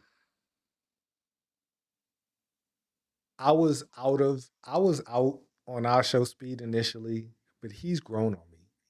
Because He, once again, he gets it. he's making Like the impact the right way. he gets it. He's not overshadowing anyone, Correct. even though I do think he's probably a bigger star than most of those people in this Um, match. Like on definitely, a definitely a bigger star than Theory. Logan Paul's big. yeah, they Yeah, might be even keel. Like yeah, those two on a pop culture, I yes. guess, Unfortunately, scale. Austin Theory is not. I like Austin Theory. They're just he's too angry. My man needs therapy. I He's too don't. angry. I was watching Raw and I saw his entrance. The guy has everything. He has the look. He has the physique. Yep. He can actually talk, but he just doesn't. And Yep. he's a good dude. Like I've heard all these stories about how good of a dude he is, like how good of a person he is. So I'm rooting for him to do well because he's not an asshole. Like he just seems to be a genuinely good person who's really good at wrestling. Cause like this wasn't a bad like he's a good wrestler. He's once again just missing something. Like Yep. I don't know what that is. I think they thought putting him with Paul Heyman would help, but Paul Heyman was conspicuously once again absent as the Vision made their way to ringside with I Show Speed for Yes. Austin Theory versus LA Knight in a one-on-one match. It wasn't a Solid bad match. match. Yeah, No, it wasn't a bad match solid match. until Logan Paul threw I Show Speed into LA Knight. I love his looks of confusion and fear. Like I shows he always looks like, why am I here? I don't want to do this. He's like he's kicking it, he's going to the ring, kicking and screaming everything. I just want Danhausen to lift his curse. And it's hilarious. Like he really does get it. LA Knight throwing I Showed Speed into his monitor at his house was great TV. Great. When he looks up, how the hell did you get my house? That was the I laughed so hard. He's like, how the hell? And the LA Knight just walked in like he's supposed to be there. Like Yep. just Yep. And then he calmed his him vest on, down. no shirt. He sat down and he calmed him down. He's like, it's going to be good. We're all right. And then he used the word again. You just got to get your receipt. My what? Boom, right into the TV. That was great. That was great. That's how you use social media. That's how you get the most out of these streamers. Yes. You're gonna have streamers on your show. That's the reason they're on your show, is to widen your audience, right? Yes. So why not go on there and just do something like that? That was great. And I've come around. Same thing. Same. I said he earned a little bit of cred from me taking that spear from Braun Breaker last year. I mean, yes. Like I've seen some of his videos. The kid's a freak athlete. He's just not as big. Like Logan Paul's a freak athlete, but he's just big too. Right. He has the build of a wrestler. Speed is like a freak, like a freakishly fast and strong little dude. Oh, I didn't know that. Who just can do, like, he can do almost anything, and that's his appeal. That's not like he's tried to race Usain Bolt. Like, he's tried to do all these things where he's a freak athlete. He doesn't train. At least he says he doesn't train. He don't work out. Like, he just genetically, he's a gifted young dude, right? Okay. So I think him in the ring, he's going to surprise some people because he's put in the work, right? We see videos of him with Randy Orton and all these other legends, kind of just Randy trying whipping to learn. his ass. Yes, as he should, right? Just to kind of get him calloused up so he can go in there and he's gonna do something insane. He's gonna take an insane spear from Jay. He's gonna get one deed. He's going. Everybody's gonna hit their finisher on him because Logan and Austin's probably gonna leave him at some point in the match. That sounds about. And it's gonna be fun. Yeah, it's gonna be fun. So, Austin Theory got a cheap roll-up win on LA Knight. He did. And then the quickest theme song change in WWE history happened, where the awful Usos theme from last week is gone, and now we're back to the cool graphics, but Jay's theme. It's just me, as it should. But there's two of us. It should be just us Us, but that's fine. It's cool. It's not what we heard last week, and last week was atrocious. It's just one egg that split up, right, into twins. That's all. That's how biology works? I don't know. So they came down, they were going to give Speed a 1D, and Logan Paul dropped him on his face and pulled him out of the ring. Man, he looked like he fell. He looked like he fell on his face hard. Yeah. It looked like it really hurt. There was something about faces getting hit on Raw. The way he fell straight down, like, damn, you didn't brace yourself. Nope. LA Knight called out Adam Pearce, and now we got a 6-man tag at WrestleMania. I hate this tag, but at the same time, I'm gonna enjoy it. Right. I would much rather a tag team title match on the card, but same. I mean, once again, trying to get butts in. To me personally, I would rather have I Show Speed in a wrestling match than Jelly Roll again. Even though Jelly Roll has put in the work, he's not my most favorite human involved in wrestling right now. I get it. Then we get Finn Balor versus JD McDonough. We thought we were getting Finn Balor versus JD McDonough. What we were supposed to get. And they just came down and said, you know what? Let's put the beats to this guy. Yep. And I'm glad, and I spoke about this before. I just feel like JD and Finn should have it should be more to the match than just a random Monday night match. Because there's so much history there. JD got trained by Finn, right? It should be a storyline behind it. So this should have been wrapped up in a nutshell right there. They beat him down. Finn goes away. We don't see Finn next week. We see Finn at WrestleMania. Finn debuts as the Demon without any fanfare, just springing on us. But how do you sell tickets, and how do you sell Demon mask and all this other stuff? How do you sell without telling us that the Demon's showing up? Right. So I do understand that. I understand from a business standpoint, this is what you're doing. So then we get a pre-tape, we get another taped segment a little bit later on, you awoke,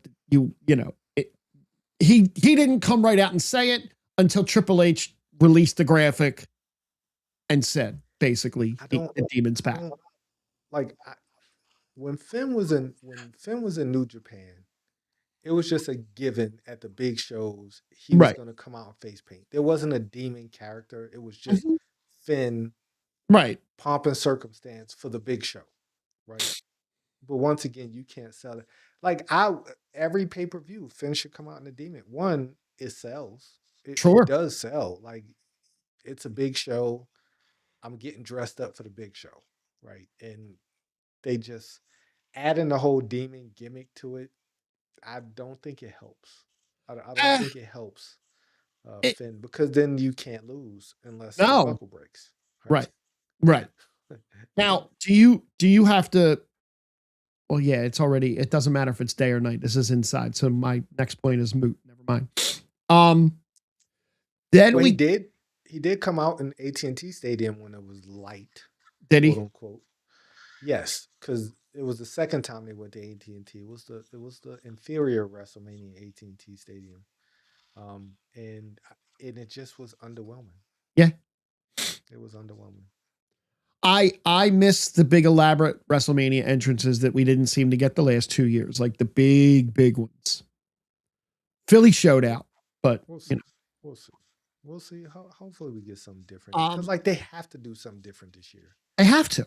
They They have just have to. Then we got another pre-taped interview. Michael Cole is going to talk to AJ Lee until the greatest female intercontinental champion of all time showed up, and Michael Cole just bitched out. I would too. If Becky walked up to me, I would just be like, all right, I'm out. Yeah. This was so great. This was the best thing AJ Lee's done, probably period in the WWE. Like just Okay. this segment to me, Okay. she sounded confident. She sounded like she didn't sound so winded like she does when she gives a promo. The cadence was right. Becky is phenomenal as always, but this really sold like the line where you might she's like I'm your favorite wrestler's favorite wrestler, and when you go home, I'm your daughter's favorite. That was incredible. Yes. Like that, like when you go home and tuck your little daughter in it, I'm her favorite wrestler too, and that just like that just pisses Becky Lynch off so much, and I love that. That was a great line. That was a great segment, and it just works. Like this is a really well booked match for Mania. Um. Then we got Bailey versus Lash Legend. Now, when Bailey got to the ring, I'm pretty sure this was on commercial. So for all you people that don't have a VPN, she slipped jumping up onto the ring. Oh, I Right? missed that. She slipped jumping up onto the ring and then just kind of flopped back and laughed her ass off about it. Rolled out of the ring, went over to Michael Cole and made jokes with him about it. High fived him, got back in the ring, and then did her normal stuff. I love that. Great human moment. Like those real moments are part of the reason why I love watching this stuff. I love Bailey so much. I love Bailey and Michael Cole too. Like I that's yes, they're great. They're great yes. That's a because she feud. knew he was about to rip her. That's a feud that can continue to run long term and still be good. Yes, yes, but you just know they love each other. Sure. That's what I love the most about it is that they truly are probably best friends Yep. who like really care about each other. Like And I love that. I honestly believe that Roman doesn't like Cody as a human being. I honestly get that feeling that they don't and even he said some stuff about on the movie set and all that.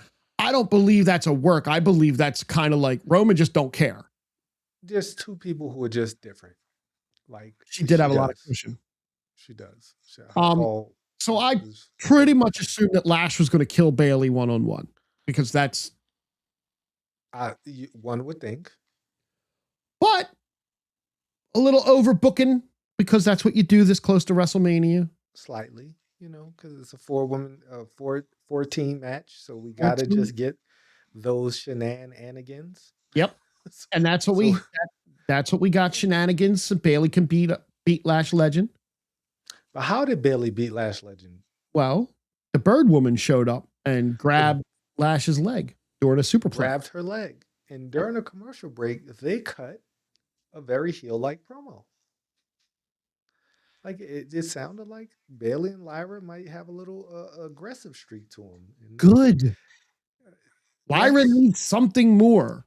She does. Like she does to get her over. Because I feel like she's gotten herself over where people cheer for her. She's not coming out and people are just being indifferent to her anymore. But she definitely, I see the potential. Like I didn't before, but I see she truly has potential to be a main event player, but she needs something. Yep. Not to talk as one. Yeah, definitely not with the platform shoes. No. I hate those shoes.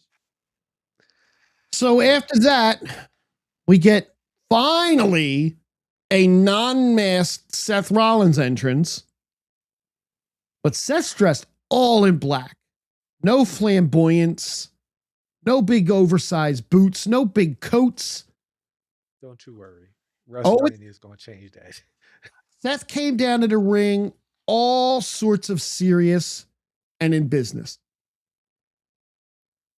And he went on and on. He did his talking.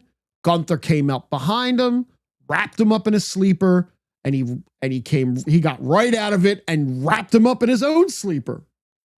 Yes. Because he's an architect. You can't get one over an architect, man. He's smart. No. He is coming around on the Irish wrestling. It takes some time, but he's coming around. I am. They brawled for a little bit. The referees pulled him away. Gunther leaves. The camera follows him backstage. We get through Gorilla, and there's Paul Heyman, which we all knew. Paul Heyman pulled Gunther in to help him out. But Gunther pulled him close with that handshake and said he owes him a big favor. Big favor. Big. A beast of a favor. A beast of a favor, right? You owe me so much more than a very big thank you. I love this. This is good storytelling. It was good storytelling. That was good storytelling. And Rollins telling Heyman on his promo that he put Brock on a silver platter for Obafemi. Mm-hmm. Creates ties. Creates a line to, as I said in the chat, that was the architecting. Yes. Like it was a pivot because of injuries, but they tied it into a story that somewhat made sense. Yes. Right. It don't all have to be perfect, man. This ain't rocket science. This is wrestling, right? But it made sense, right? Gunther comes out there. I'm not a Paul Heyman guy. I'm not with you. You're not coming out with me, but you're gonna owe me. And I'm gonna come calling when it's time for that favor to get paid. Oh, I'm coming. I'm coming to call a SummerSlam in Minneapolis. That's what everybody thinks, right? It's a big match. Oh, this might be your last one. Oh, let me choke you out. Let me put you out the right way. Let me go ahead and put you out the right way, Mr. Brock Lesnar. And then we got a match that I was actually kind of excited for because I love all the gentlemen in this match. Which one was this? We had Penta, Javon Evans, and Dragon Lee versus the Los Americanos. Ladies and gentlemen, I can be wrong a time or two.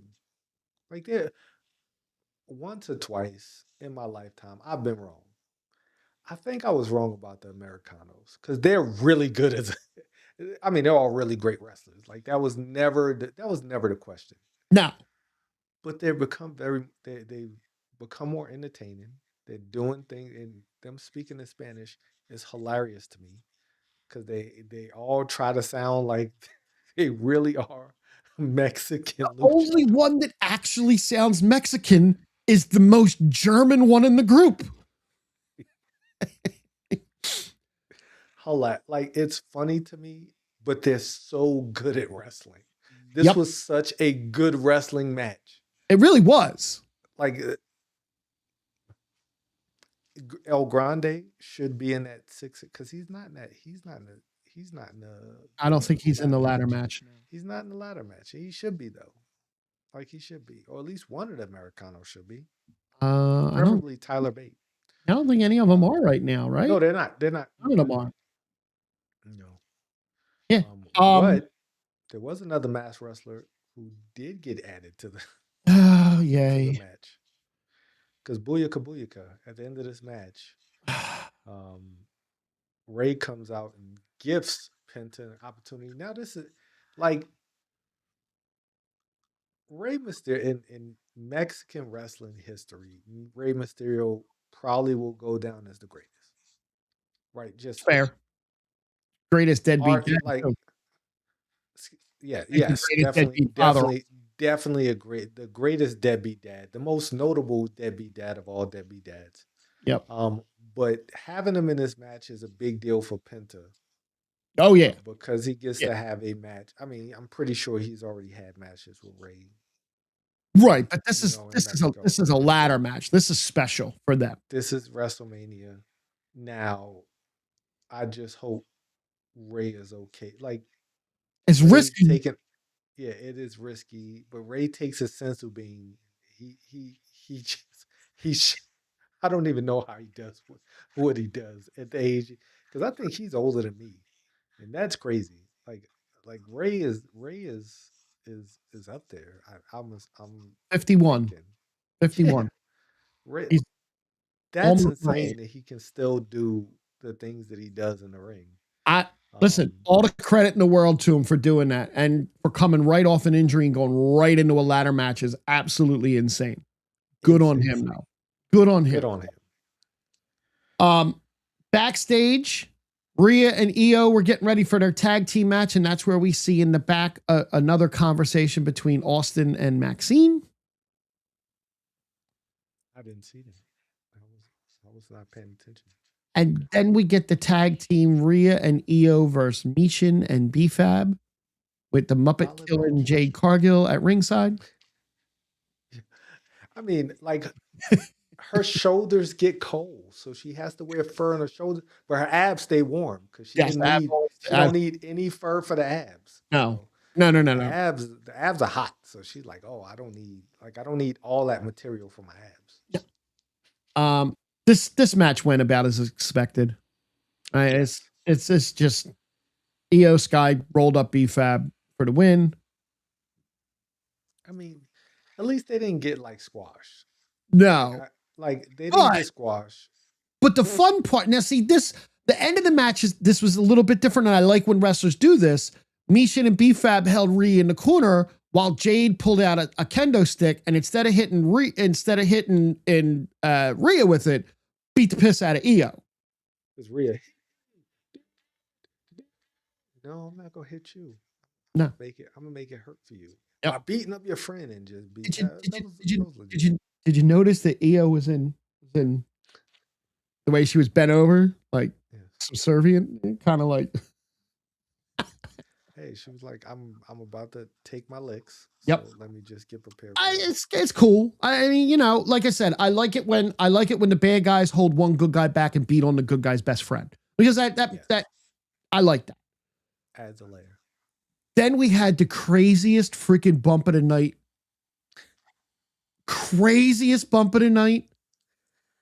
Because I think Roxanne was about to say something to Liv. Because they're not going to be cool for long, because Finn brought Roxanne into the Judgment Day. And I think Roxanne was about to say something about not being happy with how things went. And just out of freaking nowhere, Stephanie Vaquer, like a missile, hits Liv in the back, and Liv and I thought Roxanne that's it. Rest in peace, Roxanne. Because she just hit the floor and just rolled and was just like, Tough. You ever got your lights knocked out where you got hit and you just see she definitely saw like 20 of those lights. Oh, when I got hit last night with the hockey ball, I'm not lying. The dude did it on a backhand trying to clear it, but he's a strong dude and he's got about a 97-mile-an-hour shot front ways, and he flicked it hard and I was close. That thing came and I literally, everything went bright and I went right to the ground for a minute or two. I know exactly how she felt. Not a fun feeling. No. Not a fun feeling. And then what would have been the best segment of the night, if not for Netflix being assholes, turned into the shortest segment of the night. I mean, but thank you, YouTube, because YouTube had an extended cut of. So, Jay Cargill was on the Joe Budden podcast this week. Jade is so cool and just down to earth and just funny. Like, she just seems like a cool person. And she was talking about Netflix. She was like, hey, I thought that Netflix, like us going to Netflix, was going to allow us to do whatever we want. But Netflix cuts them at the knees for all of these things, because she said she had a that bitch shirt that she wanted to wear. And they're like, no. Like, all of these things. So the 2.5-hour thing, like Triple H came and he sold us on a promise of being on Netflix, and it was going to be 3 hours. And if it needs to go longer, then it will go longer. If it needs to be shorter, it'll go shorter. And we've gotten 2.5 hours. Yep. Like, pretty much almost since the onset of Raw on Netflix. I don't really think it's gone over, but I definitely know it's gone shorter. Yes, it has, but it definitely does it, because I looked at the time before the contract signing. It was less than 10 minutes. It was like 7 minutes when they started. So I was like, all right, cool. They're on Netflix. They can go over. They can go over about 5 minutes. They go about 10 minutes. Yep. They did not. They hard outed it at 8:30 or 10:30 on the East Coast. Like, they hard outed, and I was just like, that. Okay, you lied to us once again. Yep. Like, so it should not contract signing. We knew that this contract signing was going to be full of chicanery, right? Of course. One thing I will say is, for all the crap that the internet gives Brock Lesnar for his supposed backstage antics or whatnot, he loves Obafemi because he sells his ass off for Obafemi. As he should. These two men had a catch with the steel steps. Brock Lesnar, was it Brock Lesnar threw the chair? Yeah. Both of them threw Brock threw it first, and then he grabbed the chair and threw it again. And Triple H is putting it out of the ring like, I can't have this in the ring. And right back in the ring it came. Those chairs hurt like a mother. They're heavy. Yes. They're not light. Because Brock didn't get hit with it. Owen didn't get the security guy hit with those chairs. Yeah. They were just throwing whatever they could at each other, right? Yes. Now, I'm a little excited for this match, but I'm also, again, a little fearful, like you said. I don't want this to be a 45-second match. I want to see them two wrestle. I don't think we're going to get that. I don't know. But do you think, you figure it's April?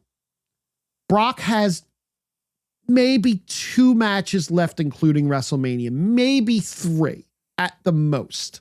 You might get 3 matches out of Brock Lesnar before SummerSlam, right? This one and maybe one more, and then SummerSlam, maybe. Even if it's just this one and SummerSlam, you think he goes lost twice? Yes. I think he loses at WrestleMania, as he should. Yes. And then lose your retirement match. Let Gunther choke you out. If you're all for the business, that is doing. I mean, right now, Oba's already a superstar. Like, Oba's already more over than you can be. I mean, yeah. Like, he has to. Like, you have to. You can't. You just have to. Now, let me ask you one more question that I saw somebody ask online that I'm kind of curious about. I don't think this should ever happen again, but if Oba wins at WrestleMania in 2 weeks, do you start a streak with Oba where he doesn't lose at WrestleMania? I don't think they should ever do a streak like that again. I think I don't think they that will. should be put aside and never touch something like that again. I don't think they will. Like that's, I don't think that's what they're going for. No, Because like the only way they start another streak is if the Undertaker disrespects Triple H or disrespects TKO. Like the only reason people end streaks or beat streaks is because like maybe 20 years from now they might 10 years from now they might start another you streak. also But need to start it with someone young. I don't know how old Oba Femi is. Oba's not He old. I young? think I don't think he's No, he's older. 27. That's not old. Yeah. No, that's not old, especially in the wrestling business. No. When he can go to till he's 57, you know. Well, yeah. But I mean I don't think that's necessary, right? I don't think so either. I don't think so.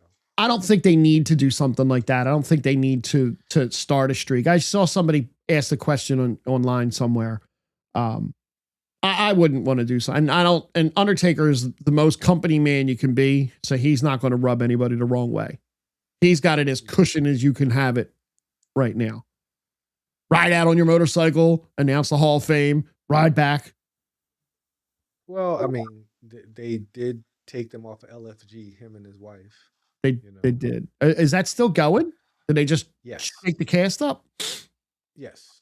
Because now he got Natalia and Kevin Owens is one of the coaches. Ooh, okay. So that's going to be interesting.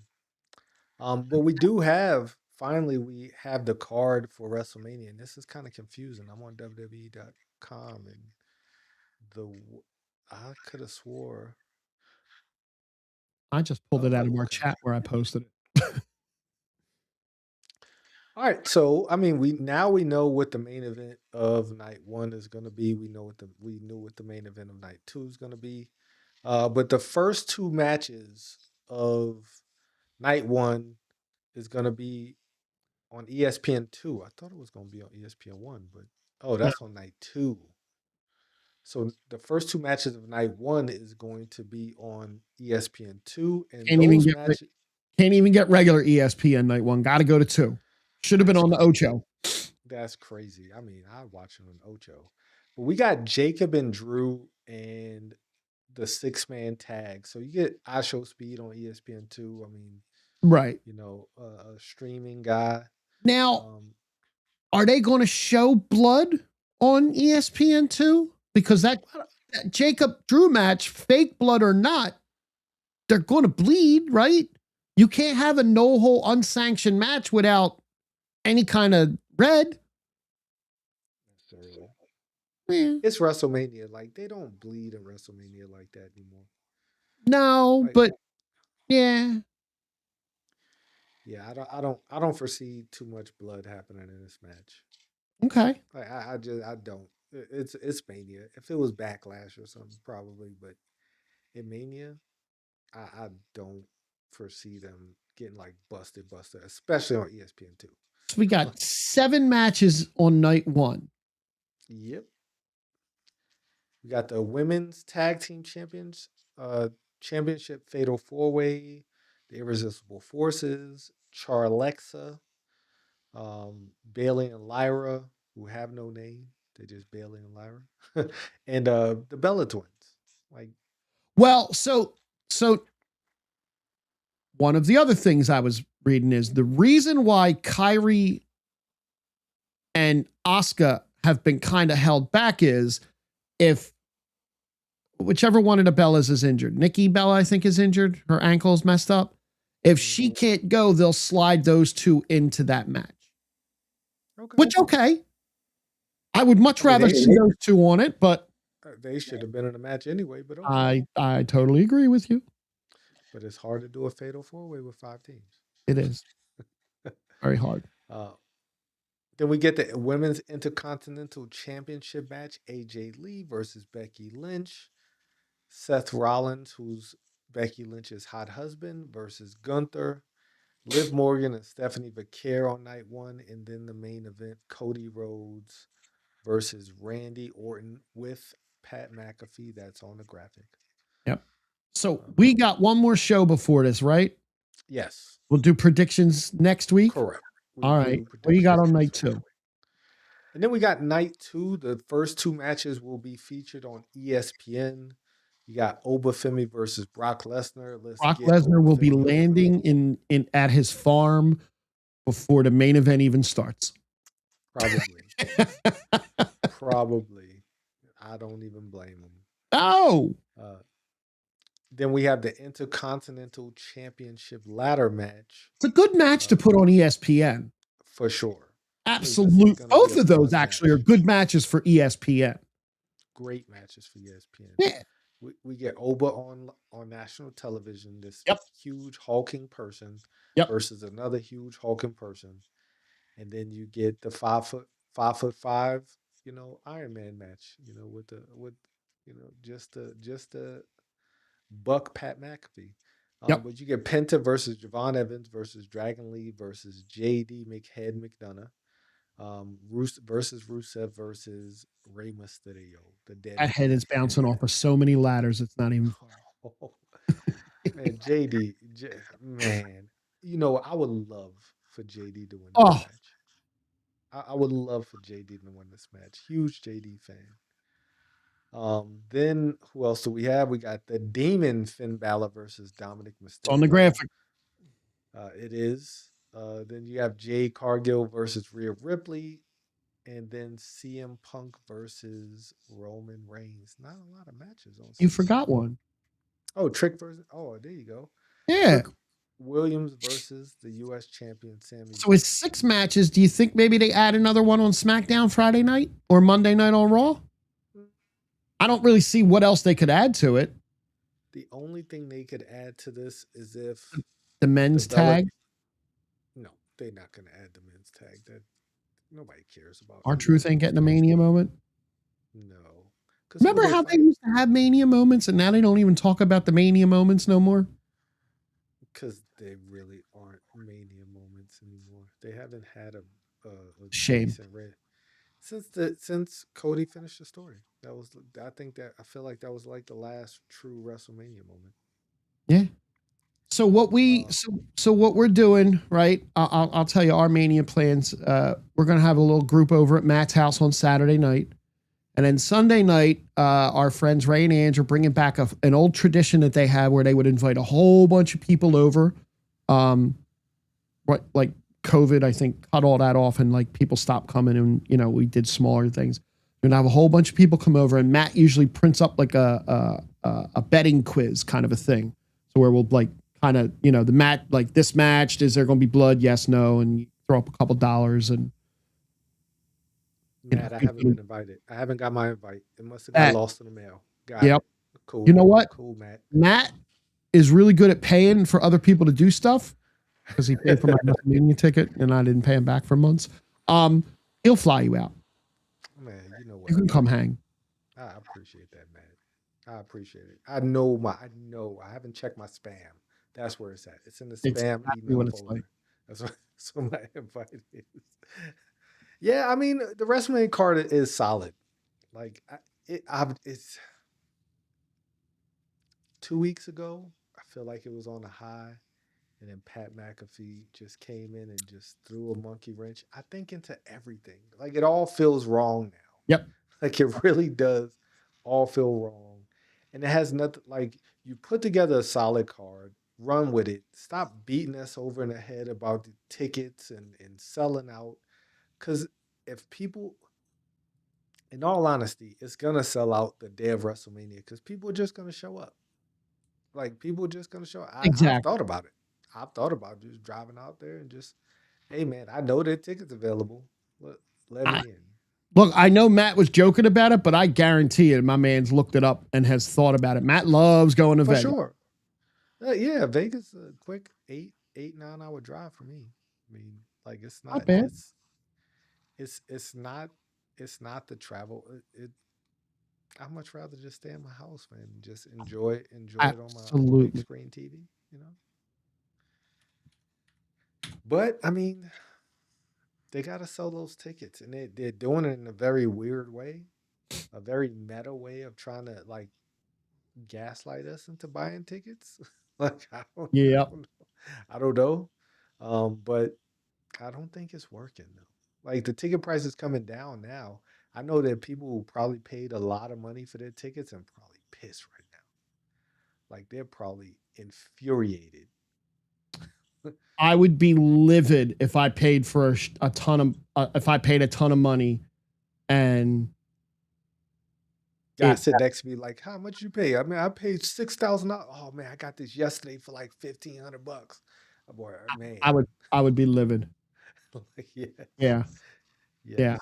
But I mean for $9,000 you could get tickets and go on the Cody bus Yep. for just $9,000.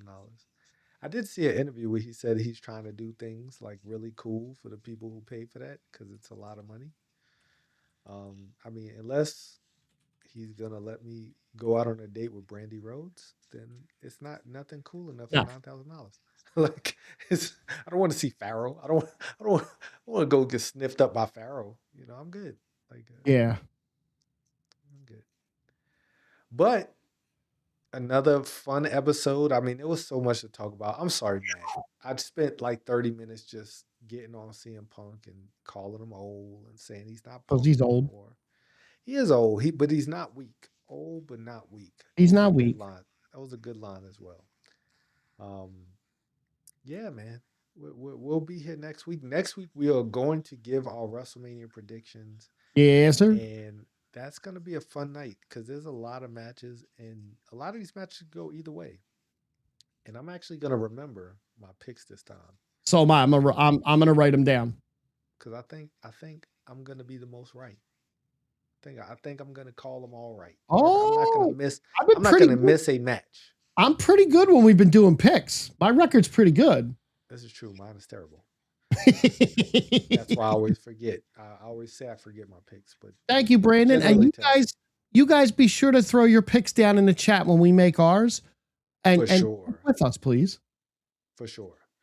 But until then, we'll catch you next time. Same bad channel, same bad time. If I could find the thing, I got a whole new setup over here, and it's all jacked up.